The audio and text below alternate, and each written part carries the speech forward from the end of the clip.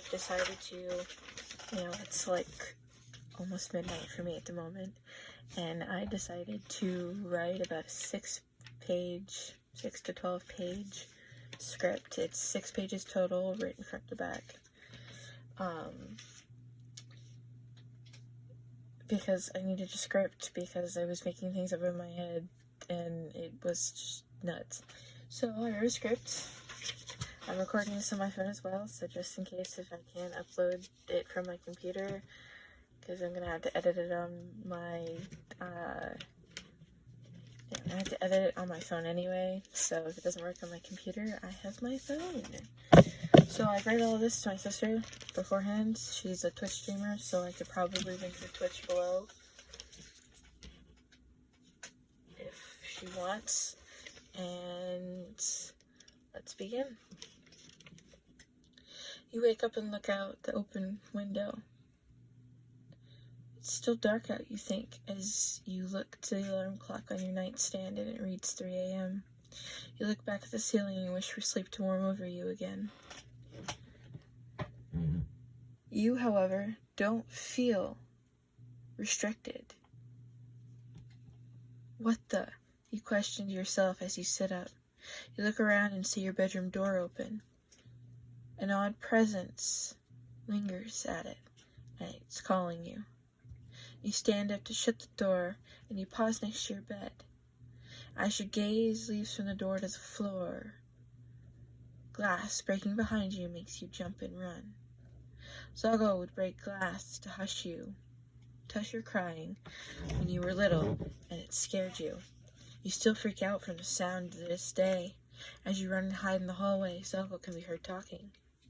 Then, you wake up to being shaken awake by EJ.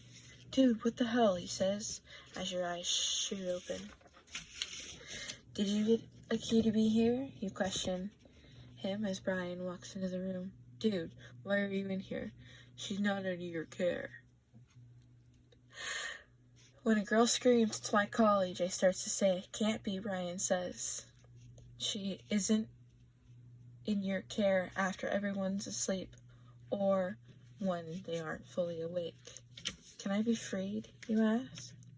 As Brian tries to step forward, EJ growls, trying to assert some form of dominance. Brian keeps walking forward and tries to fight, but Slenderman walks in and he backs off. Once you're freed, you get up and stare at the window. It's not broken? Must have been dreaming, you thought. You look at your alarm clock, 7:30 a.m., sun's out.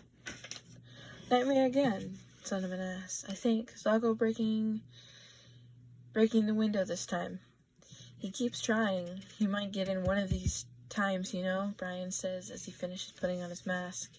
And if he does, Tim asks from behind Slenderman, I won't be myself, and I can kill Slenderman if he does. You were stared at. There is a point here, boys. We need to keep an eye on her for a while. Sleepwatching won't work because she might kill someone, Slenderman says. As you walk downstairs, your arm's grabbed. Huh? You turn around. It's Masky. I won't let him hurt you, right? He sounds sincere. Thanks, you say as you turn back around. But this battle I have to fight alone. Time goes by. It's now 7 p.m. Anyone hungry? Jane asks. I'm not, you say. I don't eat much. Saving room for other things. Such as? Toby asks. Killing people that step too far out of line. Instincts got to you first. You get stared at again. Sorry about that, you say. Not the best choice of words for the moment, huh? You stand up and walk outside. Smoking? You question Masky as you close the door behind you. Threaten Toby again? He questioned back. Yeah, got stared at. Need to face him at some point, Need to face my own problems and get him out of my mind. He just looks at you. You can just see his nose and lips. You two stand outside talking for an hour. Hey, lovebirds, Hoodie says as he opens the front door. Time to, he pauses. You're standing in front of Tim, his mask in your hands. You two are close together. You didn't hear Hoodie, neither did Tim. His hands touch your face as he pulls you in for a kiss. It lasts for a few seconds, but it was worth it. You both laugh. As you hear the front door shut, you turn around and no one's there. You good? Tim asks. Yeah, I think I was just hearing things. Want a cigarette? He asks you, holding up the pack out. Why not? Can't hurt anyone if you try it, right? He laughs as you grab one. He lights it for you. You've smoked a few times in the past, but gave up because you weren't allowed to leave the woods to get more. As you take a big inhale, the door opens behind you. Hey, it's Toby. Hoodie's crying. Can you explain why? You exhale and turn around. Dunno. Can you send him out? Masky asks as he puts his mask on. When did you start smoking? Jane asks as she steps outside as well. Wasn't allowed to leave the forest, so I had to stop. Damn. You turn to look out into the woods. The sun's setting, and it's an orange, pinkish glow fills the sky. Seems peaceful and calm. Can you come inside?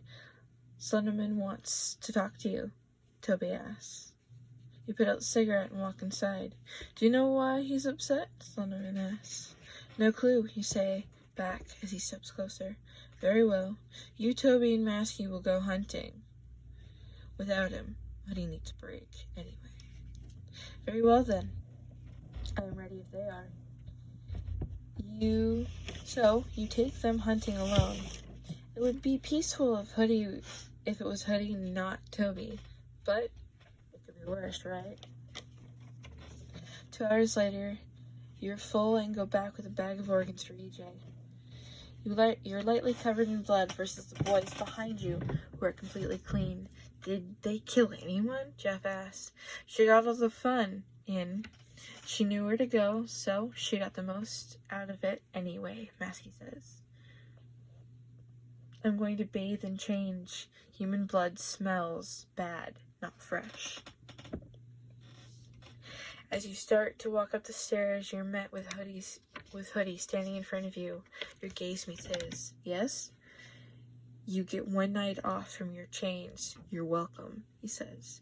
He tries to walk by you, but you stop him. Bathe with me, you ask? He looks up at you, light sparks in his eyes. You both walk upstairs past Slenderman's office to the bathroom. As you start to undress, he starts to fill the tub with water. How hot? He asks. As hot as your body can take. I normally do boiling hot, but my skin's different than yours. Fair point. As you finish undressing, the bath is ready and he's undressed. He's not super ripped, but he's getting there. You look stunning, he says, surprised you're not bulging. You say while smiling. Hey, he says back. You laugh. It was really funny seeing him freak out over something so small. Bubble bath, he asks. Need you say more? You say back. He adds some bubble bath soap into the bathtub and he gets in first. Now you can get as tall as Slenderman, but your average height is 5'9", and you have to lightly look up at him to see him. If you really want to, though, you can meet his height, but he gets intimidated if you try. You getting in? He asks. Yeah.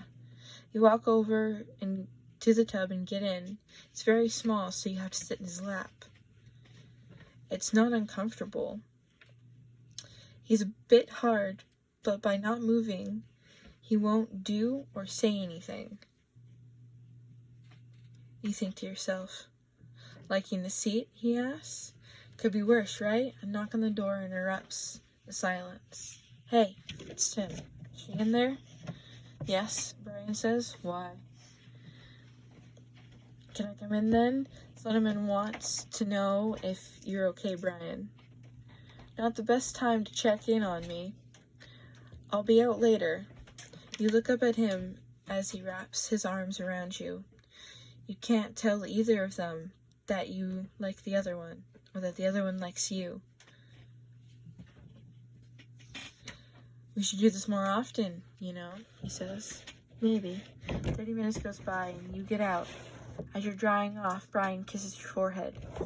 So, Tim likes you too? He asks. I like both of you, you respond. I can see that now, I guess. You finish changing and leave the bathroom before Brian does. And you get to your room with no problems. And all is well. You slip into bed, cuff both your ankles and one of your wrists. You don't trust yourself without being chained. As sleep warms over you, your door opens, and in pops in Brian for just a second to check in on you. Then, the door shuts, and you are alone again. You close your eyes again and fall asleep. You hope nothing bad happens while you sleep. Dreams can be strange, but can repeat sometimes, right? You question in your mind. As time passes, it only feels like minutes. As soon as you wake up, it's daylight out. You look at your alarm clock, it's 7 a.m. again. You don't feel anyone or any presence. You think it's good.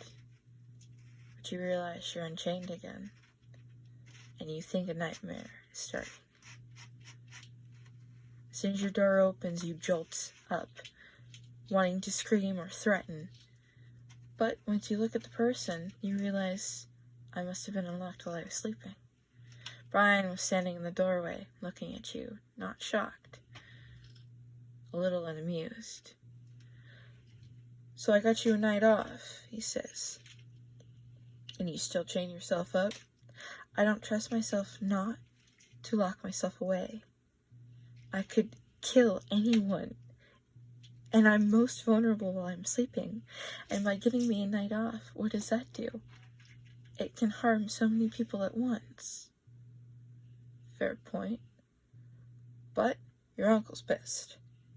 Why is he pissed? Don't know how he found out about the bath, but that's not why he's pissed. He's mad Tim kissed you. That's what he's mad about. He's not mad that you and I, completely naked, bathed together.